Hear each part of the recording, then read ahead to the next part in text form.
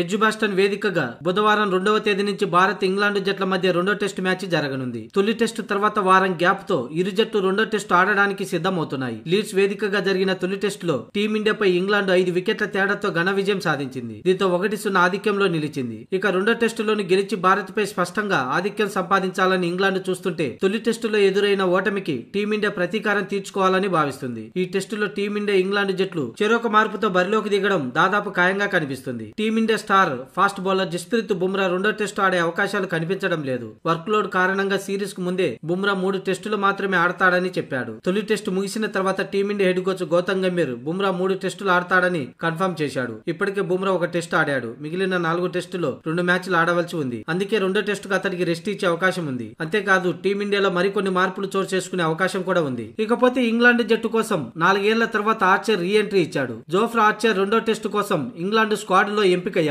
దీంతో 4 ఏళ్ల తర్వాత జోఫ్రా ఆర్చర్ టెస్టు క్రికెట్ లోకి అడుగు పెట్టబోతున్నాడు. బొటనవేలి గాయం నుంచి కోలుకొని తిరిగి ఇప్పుడు ఇంగ్లాండ్ టీమ్ లోకి వచ్చేశాడు. దీంతో అతడు రెండో టెస్టు ప్లేయింగ్ 11 కి ఎంపికయ్యే అవకాశాలు ఎక్కువగా కనిపిస్తున్నాయి. అటు రెండో టెస్టు నుంచి టీమిండియాలో బుమ్రా లేకపోతే ఇటు ఇంగ్లాండ్ లో ఆర్చర్ జత కావడం టీమిండియాకు ఇంకా కోలుకోలేని ఎదురుదెబ్బ తగిలే అవకాశం ఉంది.